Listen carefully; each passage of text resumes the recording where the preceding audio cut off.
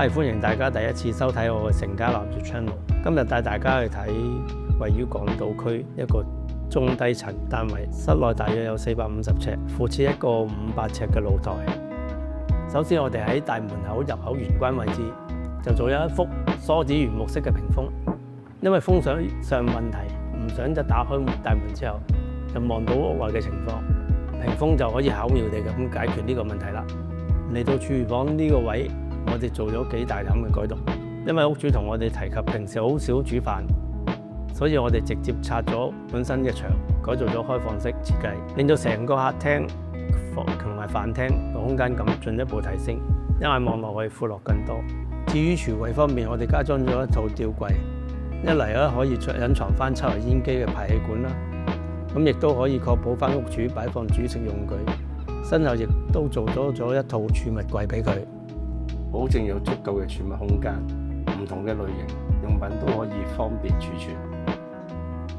你可能會覺得奇怪，點解好似唔見有位擺雪櫃？其實咧，因為屋主預計咗會將雪櫃擺放喺平台位置，咁樣室內就完全唔使為咗呢部大型家電而犧牲任何空間，成個觀感咧就自然更加統一、更加闊落啦。由灶面到吧台，我哋都揀咗雲石紋嘅英石，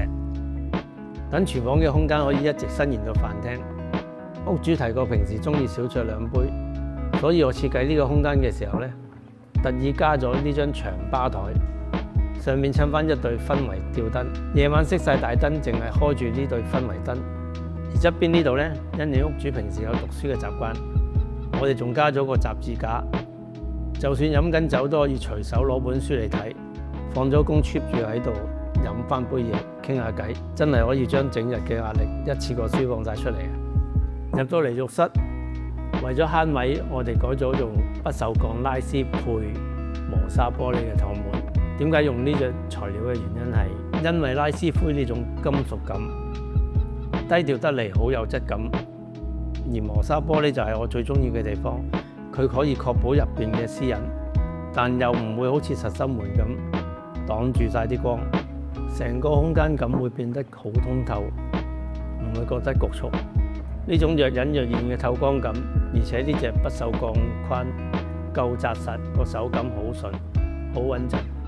比起一本木更加有份量。廁所嘅假天花以往一般用鋁質長條形天花片或者方形嘅天花片，而我哋今次咧就採用咗窩蜂壓紋鋁板，呢種物料嘅立體感好強，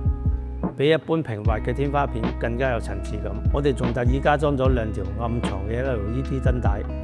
光線更加平均。因為屋主追求簡約嘅酒店風，將洗手盆移咗出嚟，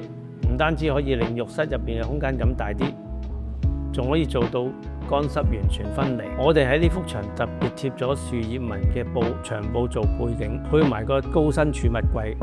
成個感覺即刻變得好似精品酒店咁。